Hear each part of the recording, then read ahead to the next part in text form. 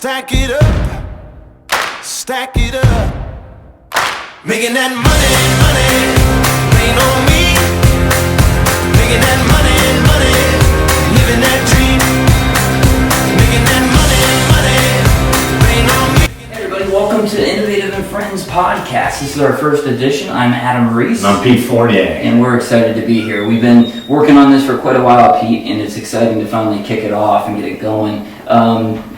Let's just start from the beginning. You recently just moved here. I did. Yeah. I did. Yeah. I've been down here almost 5 days, almost an entire work week. I tell you what, it was probably the most anticipated move on my part in a while. You definitely are greeted with open arms. We're excited to have you here. Let's talk a little bit about the podcast, and then we can kind of get into what we're doing, what we've got going on, things like that. Pete, why don't you talk a little bit about what we have in mind for this particular podcast? We're going to be doing a couple. Yeah, so we wanted another platform for all of you guys and gals that are either in Innovative and Friends on Facebook, or you're an agent of ours already, or you're looking at maybe coming over and working with us, whatever the case may be. If you're in tune with us at all, we just want another platform to get you announcements, things that are going on, tips in the industry, etc. So, welcome. Absolutely, everything innovative from, like you said, just the news and things that are going on. We're hopefully going to have some special guests, hopefully some of you guys from Innovative on our podcast as we continue to go and grow this platform. So we're really excited. Now this has been a weird time for everybody, and it's kind of a unique time. We're practicing social distancing. Close enough. How has your life been different, Pete, with the coronavirus and just having to adjust? Well, my move got delayed. And now I'm in this beautiful apartment like a mile from the beach and living my best life, and the pool's not open, and first world problems. But beyond that, from a business standpoint, for those of you that may or may not know, I'm like the mortgage protection / advanced market guy, right? So advanced markets, for all you guys and gals that do that, is a little complicated to sell over the phone. So there's been a lot of transition to Zoom meetings and screen shares and all that good stuff. I know we have a lot of our FE and MP agents transitioning to traditional telesales right now, which has been pretty successful thanks to our people training on that platform. But yeah, it's been weird to say the least. I think our clients are appreciating it though. From a telesales standpoint, or being able to do, let's say a complicated IUL or something like that over a Zoom meeting, because they don't want you coming over either. Right? Exactly. No, they do appreciate it. I think this is a time, I know I've had a few of my past clients reach out to me, some to thank me for getting their retirement set up in an annuity or something that's a little safer than the market, but then other clients who reached out to me just, wanting to go ahead and pull that trigger because fear is a real thing. It's a real thing. That's a good point too. Like I don't like saying take advantage of a crappy situation. Of course not. But your clients need you more than ever with the market being in such a rough shape, and the fear of going out or getting sick and maybe contracting COVID plus some other disease from it, right? So they need living benefits, etc. So, use this time wisely. You don't have to exploit it, but I would go through your, like you just mentioned, existing book of business, people that said no to you in the past, and really use this time to make those sales happen. No, absolutely. And I think that, like you said, it is a very serious thing. There's thousands of people, unfortunately, who've passed away. And so it's not taking advantage of the situation. It's just changing to your environment, working with the environment that you're presented in. Sadly, as a country, we're going through a rough time. As a world, we're going through a tough time. And I think that in the business that we're in, especially with insurance, that we talk about death a lot. I always joked with my friends when I first got into the industry. They said, what do you do? I said, I talk about death all day. And they said, I talk about death. Right, yeah. And I said, that's what I do. And they said, what do you mean? I said, well, I help protect families. And ultimately, that's what we're trying to do. But there has been an adjustment. I got to tell you guys, I've been so impressed with the Innovative family and how they've responded to this adversity, because that's essentially what it is. The amount of production, forget the numbers, forget the amount of business that's been just pushed through. And it's it's been amazing. But just everyone's attitude, staying positive. That's 90% of what we do, even in the field, but really now to adjust. And you need that positivity over the phone. We just did a webinar a couple days ago that we'll be releasing soon on telesales, and staying positive is key because you have no body language anymore unless you're on a Zoom call maybe, but the only thing that's coming across to that client or prospect is the positivity in your voice. Absolutely. So if you don't have it, or you're having a rough day, week, hour of dialing, they're gonna know right away. Absolutely. And one of the things that we want to do with this podcast, guys, is obviously it's a little more of a relaxed setting than some of the videos and the training that we do, whether it's on the university or just things that we post on Innovative and Friends and other platforms that we use. But we also want to make sure that there's value in every single one of these podcasts that we're doing. Pete, what would you say, just based on your experience, not even just with like the coronavirus, but just, in your career, what are some of the challenges, let's say top 2 challenges that you face when you're dialing on the phone trying to sell it? Because I learned something about you. I always knew that you were a mortgage protection advanced market specialist, but you were telling me the other day, actually, you sold really the majority of your policies on the phone. Yeah, big referral guy. So a lot of the clients that I had or have now came from some sort of referral. So I knew them in some way, shape, or form. So it was much easier to sling a term policy over the phone than having to drive an hour to get there, right? Simple process.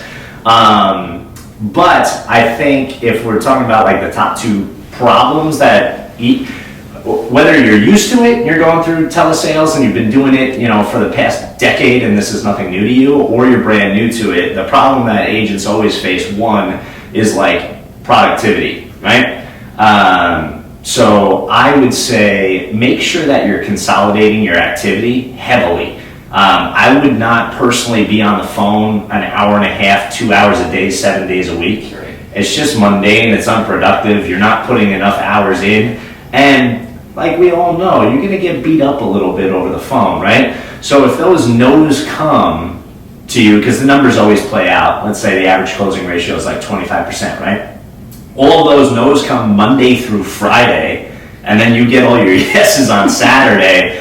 Monday through Friday is going to be a rough time, right? So what I would recommend doing is like be on the phone 3 days a week for 8-9 hours and consolidate it and get no's and yeses within the same day. You're not going to feel as defeated or beat up, right, over the phone, as opposed to spacing out that activity and really getting, kicked in the face. No, absolutely. And I tell you what, consistency is important in our industry anyway, whether you're in the field or you're on the phone, right? Just being consistent with your schedule, your time, making sure that ultimately it's a numbers game, right? Getting in front. I joke, we have about 5 or 6 individuals here at the corporate office who are they were actually doing telesales prior to the coronavirus outbreak, and it was actually perfect timing because we were going to scale that. But one of the individuals that does telesales here at the corporate office is my cousin, John Butler, and I joke with him all the time. He's an emotional guy. He's kind of a lot like me. But he'll come over to my office and say, "Oh, it's a horrible day. I'm 0 for 8." And I said, "Yeah, that's okay. You'll get number 9."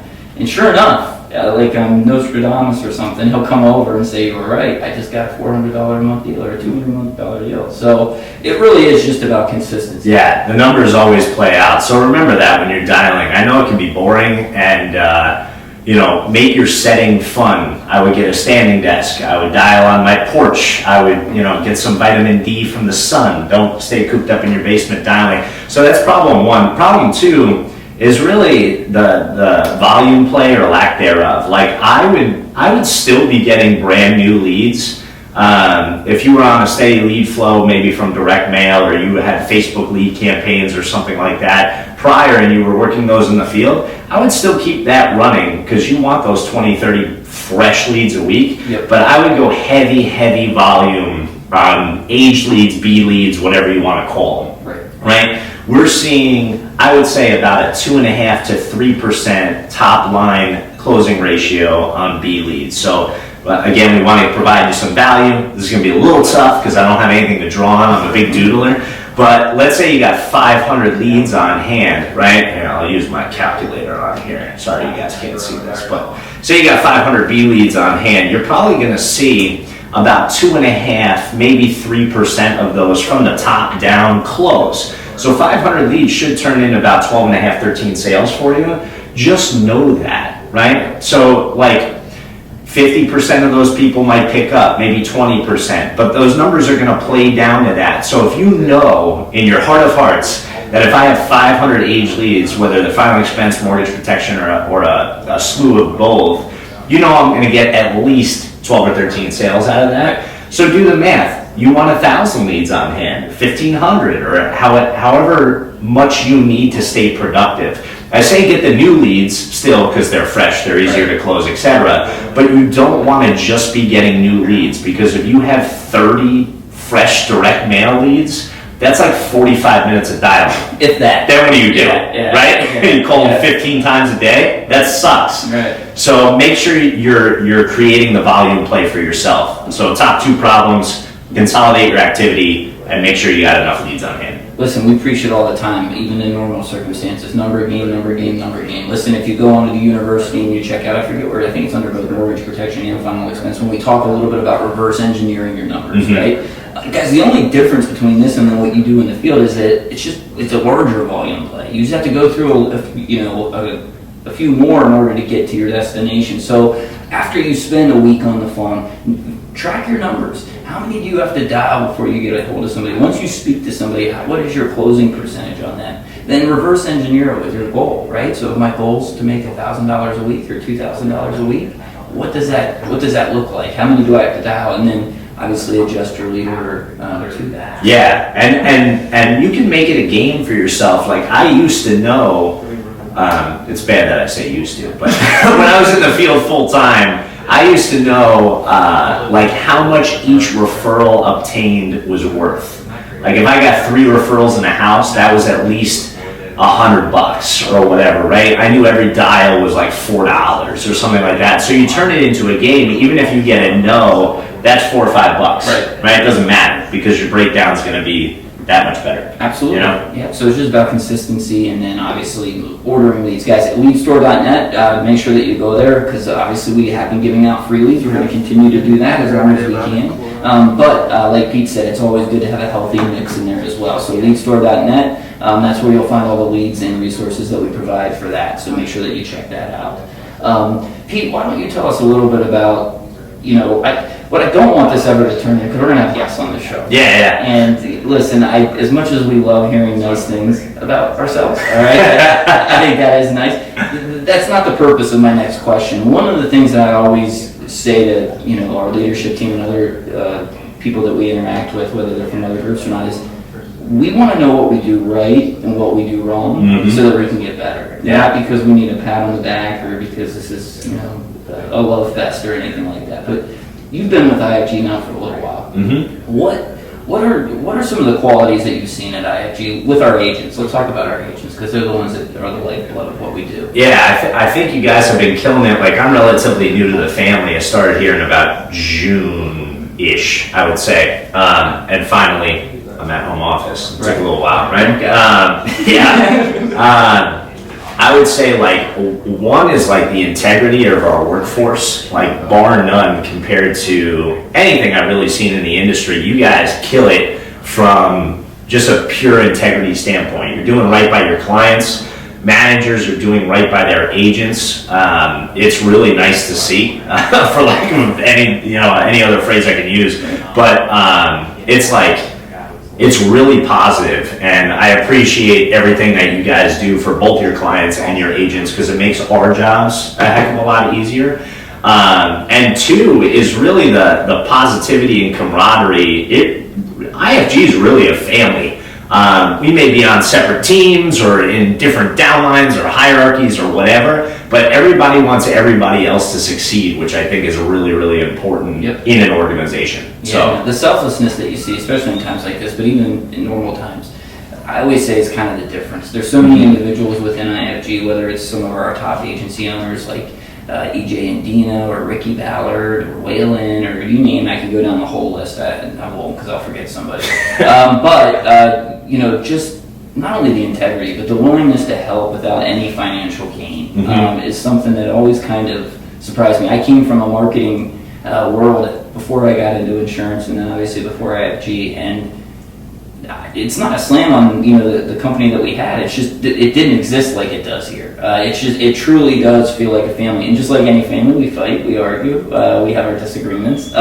Especially my brother, I love you. But I think that's also healthy. That's also just that helps us grow and things like that. What are some of the areas that we're gonna you and I are working on about 15 different projects?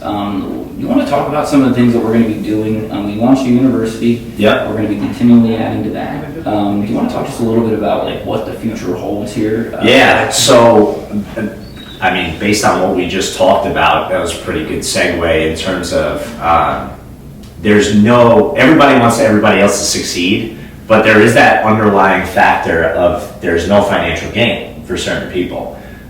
We're changing that.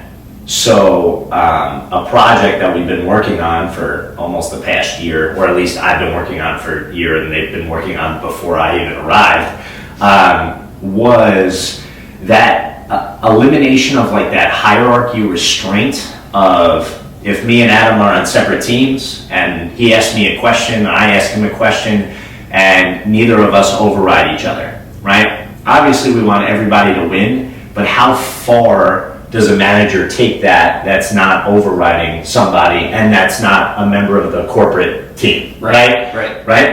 So we're eliminating that. You guys know on the independent broker side, I'm preaching to the choir, but just in case you're unaware, right? There's only so far that you can go. Meaning, if I'm under Adam, right, and let's say he's at 100% comp. I know comps are all over the freaking place, based on final expense and term fully underwritten. Let's say he's just at 100, right, average across the board, and I'm his agent, I'm at a 95, right?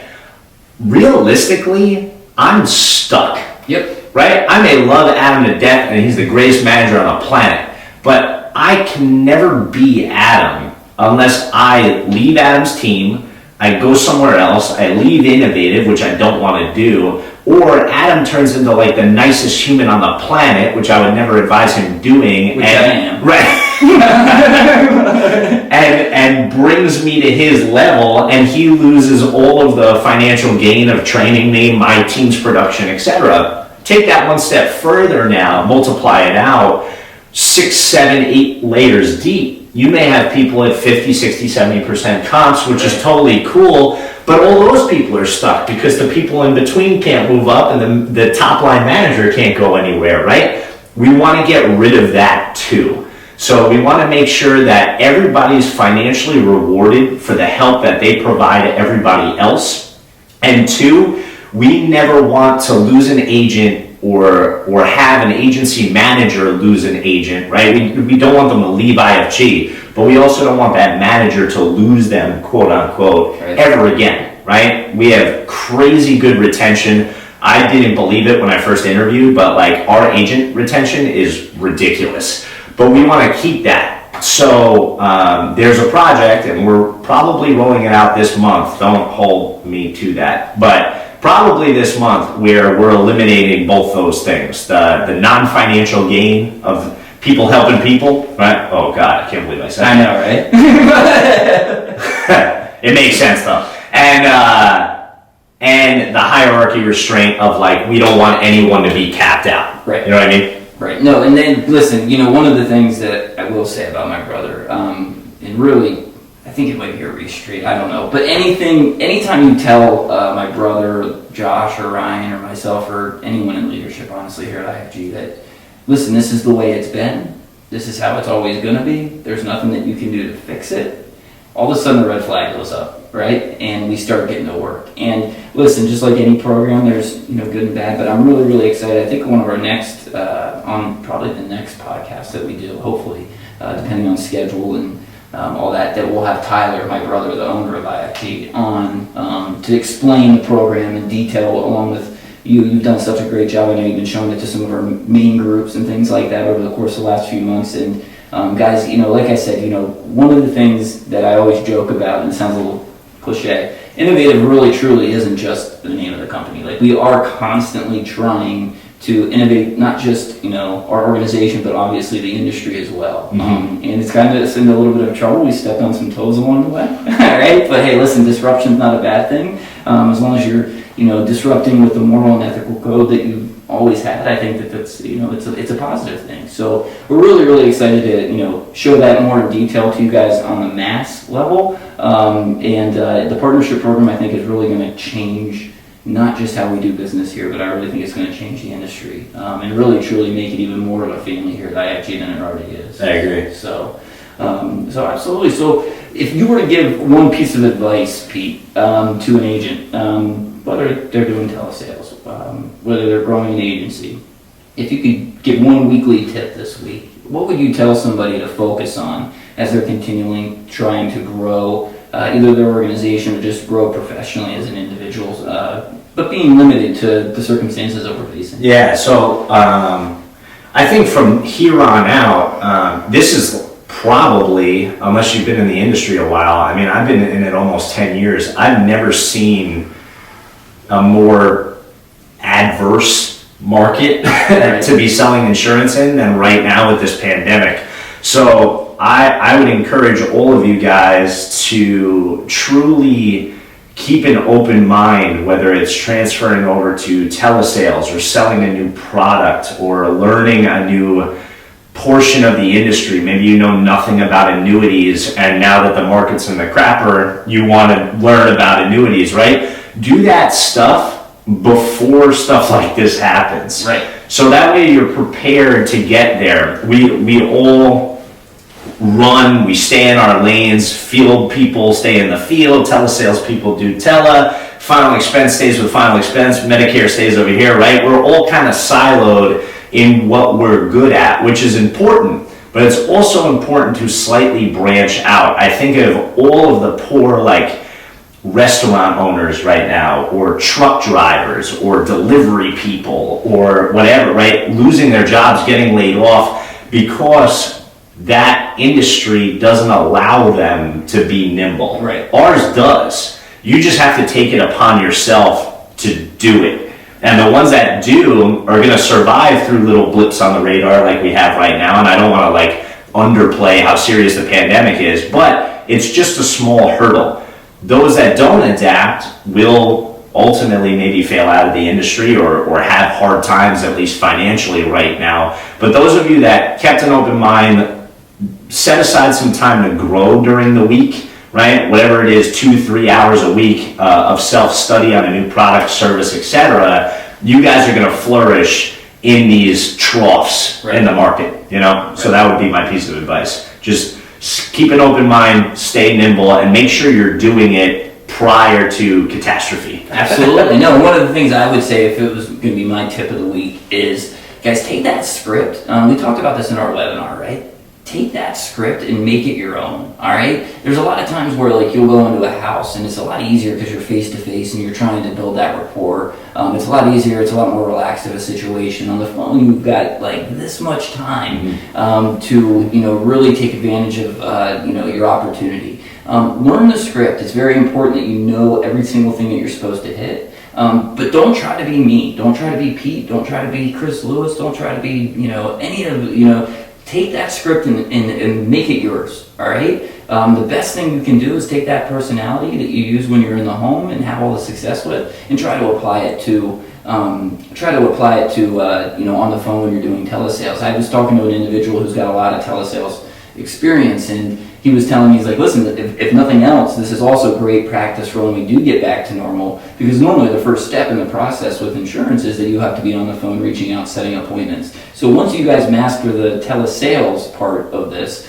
then moving forward, when we do get back to normality and you can go back out into the field, setting the appointments are just going to become easier and easier for you because you've got so much experience doing it. I had one guy tell me, he's like, I'm never leaving the phones. This has been great. I can sit in my living room. Awesome. I can put my feet up. Make money in your pajamas. Amen. Exactly. So yeah, like I said, guys, just make that script your own. Use your personality, make it engaging, make it a conversation. Don't sound like a robot. I know when I get telesales calls, the first thing I always judge is, does this sound like somebody who is reading from a script, or are they just having a conversation? I'm more than likely not to hang up that phone if they're just having a conversation with me and talking. Yeah. So that's absolutely key. But is there anything else, Pete, that you wanted to share and talk about? This is our first podcast here at IFG. We've been on several other ones before. They've been a lot of fun. Is there anything in particular that you wanted to talk about, or? I just want to open this up to the IFG family and those of you that maybe are not even part of our family. We'll be posting this on YouTube and in Innovative and Friends. So if you guys are in the group and you're not even a member of IFG, we don't care. Let us know what you want to hear on some of these. We don't want to just keep barking announcements at you. We're going to bring some value. We're going to bring all of our updates that we're doing here, but we want to hear from you guys too. What do you need help with? What do you want us to talk about? What problems are you facing on a day-to-day basis? And let's try to address that for you live, right? As opposed to in video format, which you're used to. Yeah, no, absolutely. One of the things that we've always tried to do, especially since you came on board, is try to use all the platforms that we can in order to communicate with you guys. Obviously, we do Innovative and Friends, and we have the university for training and things like that. This is another platform that hopefully you guys will enjoy. We want it to be entertaining. We want it to be fun. We don't want it to be as serious as like the university training and things like that. But one of the things that we've always been intentional about here at IFG, whether no matter what the format, whether it's the university, whether it's forums that we go to and we speak on in person, whether it's the boot camp tour, you name it. One of the the number one objective out of everything that we do is what value are we providing to our agents? What is it that you can get from this that's going to not only entertain you, which is important, but also what can you take from this that you can actually take out and hopefully make more money and be more successful in the field. So whether it's on the phones or in the field. So that's going to be our goal as we go throughout this. And it's not always going to be just Pete and I, so you won't get tired of hearing us. I was making the joke with we need other people engaged because I get tired of hearing my own voice. I can't imagine how you guys feel.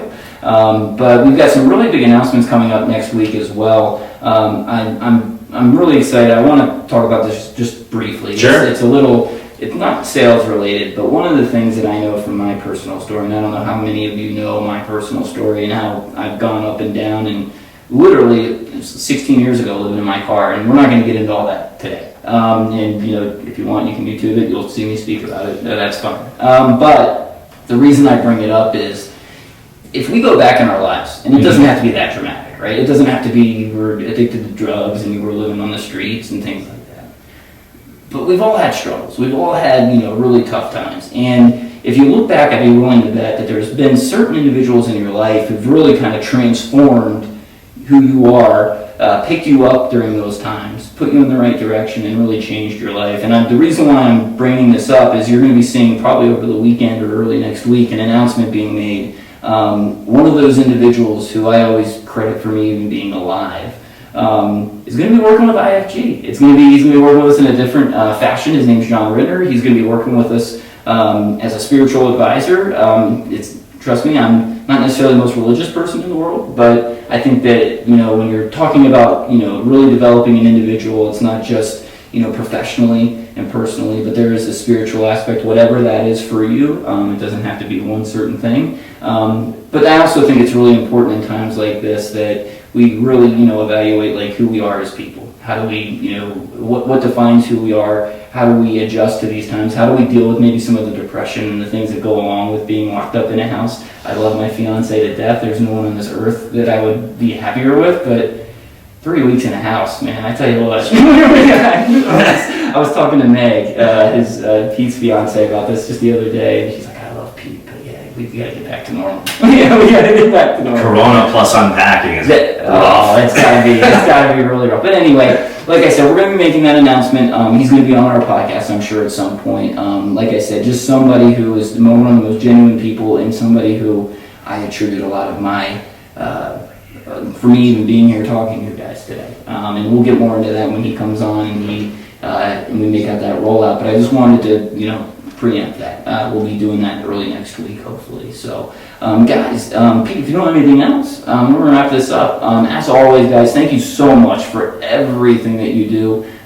If there's anything that you ever need, I know Pete, myself, our other national sales trainers and leadership, we're always here. The corporate office has been doing just an amazing. Let's give them a shout. I tell you, some of our unsung heroes, people who you guys don't necessarily see or communicate with, but are so critical to what happens here at IFG. Whether it's our contracting team of Jeremy and Taryn and Kelsey, or it's Jackie, our executive assistant, or Kelly Brown, who does wonderful work within our marketing. I know I'm going to forget somebody, so I don't want to. But we got the monsters on the phone across the hall that we're trying to social distance too. Mollier, Sites, Sean, even Jack. Big congrats to Jack. I know you guys saw that little announcement. I witnessed personally him go 1 for 1. I was like, good. You're done. That's right. And then I also want to say thank you to Dina Horvath. She's been absolutely incredible. She's been with IFG as long as I've been. Matter of fact, we started pretty much around the same time, and she owns Steel City, but she's also taking more of a role as our COO here at Innovative, and her and her husband EJ have just been absolutely incredible. And then a special shout out, obviously, to my brother and to Josh and Ryan, but a special shout out to Ryan because he's been doing amazing work behind the scenes, making sure that those CRMs are set up. I know Daryl Ballard has played a huge role in that as well. Like I said, you guys will learn with me. I always like to highlight other individuals who are just really selfless and really critical parts of the IFG family that you might not necessarily see on a day-to-day basis. But we could not do anything without those individuals. So I wanted to thank them real quick too. So with that said, guys. Listen, stay strong, stay safe, and until next time. We'll see you soon. Take care. Making that money, rain on me. Making that money.